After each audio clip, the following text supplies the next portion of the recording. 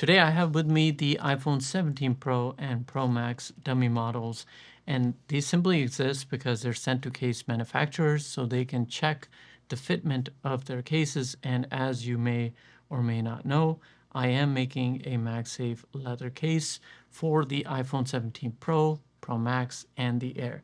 It's the same one that you've seen on my iPhone 16e, except this has that nice leather patina. I honestly miss Apple making the leather case because those were awesome. I used to get them year over year, and it's actually what got me to actually look into making my own. So I will leave it linked down below in case you're interested. Now, I know you're probably interested in this, right? The Apple logo. Don't worry, this is just a dummy unit. And because early rumors suggested that the Apple logo might be moved, that's why it's down here, but it's actually going to be centered because Apple's own case, their clear MagSafe case, the leaks came out, and on that you can clearly see that the logo is going to be centered like we're used to seeing on previous generation of iPhones. And honestly, that would look goofy. Now, what's also missing on this dummy model is the glass panel. So these are actually going to have a dual tone look, but personally, if you ask me, like, doesn't that just look good? Just single clean look. But obviously, once we get the iPhones in a few days and they're announced and everything, and we can actually see what they look like, we'll make our judgments then. But this camera bar is going to be there, and personally, I do like it. They borrowed a page from the Google Pixel book and they made the camera bar, and hopefully that is going to come with some big improvements to the camera, especially like different focal lengths, like an 8x zoom, maybe obviously 5x existed before. But what's interesting is that the Pro and Pro Max might actually have different focal lengths. So that might be a bummer because Apple's kind of gone back and forth on this over the last couple of years. I personally think that it's better to just have, the Pro and Pro Max, both same phones. You just choose the size that suits you, and you get to choose the battery life or screen size that you need. So personally, that would be my choice. Now, another design element that's interesting is the change to aluminum. So with the iPhone 15 Pros, the big thing was the shift to titanium. And honestly, that wasn't a good one because titanium heats up and stays hot for a lot longer than aluminum, which is going to be in these new phones. So to understand this, if you take a aluminum rod and a titanium rod, both the same size, and you heat them both up to 100 degrees Fahrenheit, and if you let them just sit in a room that's about 70 degrees Fahrenheit, I'll put all the Celsius info somewhere on the screen for you. But if you put them both in a room that's like 70 degrees Fahrenheit, the aluminum one is going to reach 80 degrees temperature in just a few minutes, whereas the titanium one is going to take a lot longer. Another advantage aluminum gives you is the fact that it's really light. And just by judging with these models, the 17 Pro Max feels as heavy as the 16 Pro from last year. So that's really nice. I'm in favor of devices getting thinner and lighter. Honestly, it's much better because I personally have never been able to use a Pro Max device simply because they've always been so heavy. Even the ones with titanium, they still didn't suit me. So if you think about it, they changed it to aluminum, they put a more efficient processor and a cooling chamber that is also rumored, right? If they do all those things, then these devices should stay cooler, especially when doing things like gaming and charging, because that's where I always noticed the 16 Pro, the 15 Pro, 15 Pro Max, 16 Pro Max, all of them actually heat up simply because once that titanium gets hot, it takes a lot longer to cool off. Now, one thing that's cool is that the design in terms of like the rounded edges, that is going to stay the same. I honestly like that. I didn't mind the squared off edges either, but obviously this is going to be more comfortable in the hand. So if you like the feel of the 15 Pros or the 16 Pros, you're not going to be disappointed here. You're just going to be happy that they're actually lighter.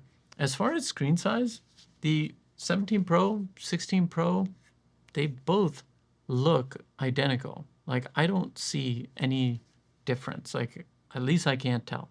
But what might be different is this dynamic island up here.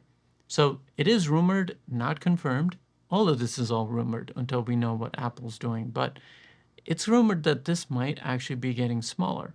And personally, if you ask me, the notch was a better choice. Like if you look at the notch, it's just hidden. It's out of the way for my eyes at least, right?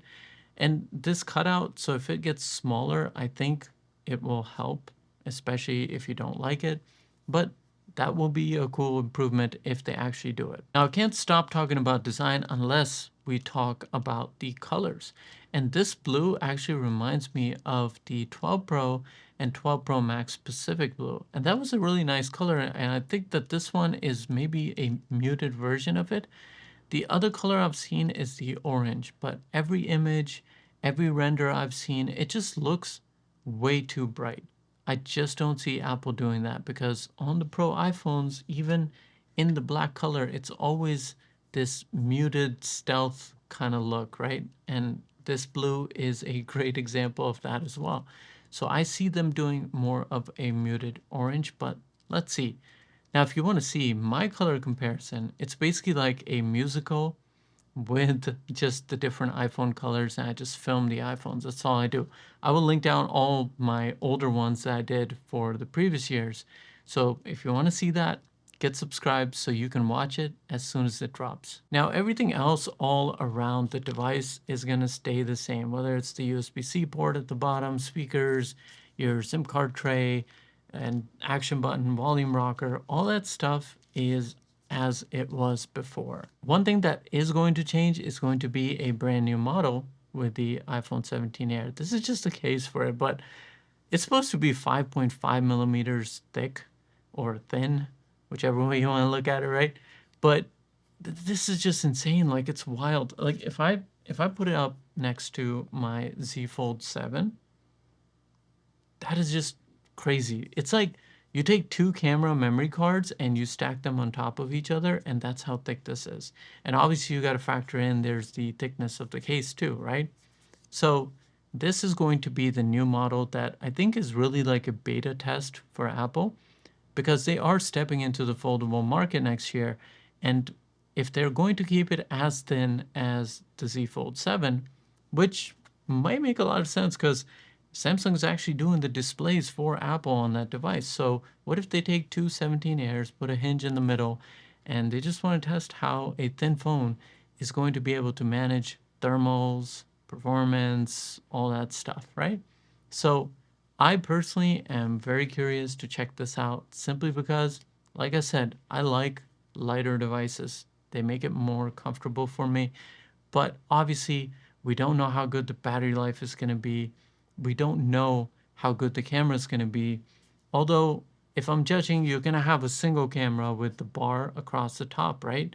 And if I'm judging just based on the iPhone 16e, they're probably going to take something like this, but obviously bump it up because they have more room to work with. And that should result in a really good camera because if you want to see any of my iPhone 16e videos, especially the Japan ones, I took lots of photo and video. And if you just add a few things to this existing camera, you're probably going to have a really good single camera. And if you know what you're doing with the camera, one single camera can go a long way for you. So there you have it, a look at the 17 Pro, Pro Max, and kind of the 17 Air. I was waiting for the dummy unit of this, but I didn't want to delay this video any further because we're just a few days out, and so I wanted to put it out there for you, and hopefully you enjoyed it. And if you did, all I ask is you give me a thumbs up so more people can find this video. It really helps out smaller channels like mine when you drop a thumbs up. And don't forget, I want to hear your thoughts down below in the comments. Are you upgrading? Are you just going to wait for the foldable? Which model are you on? I'd love to hear and chat with you in the comments. And most importantly, like always, take care of yourself, and I will see you in the next video.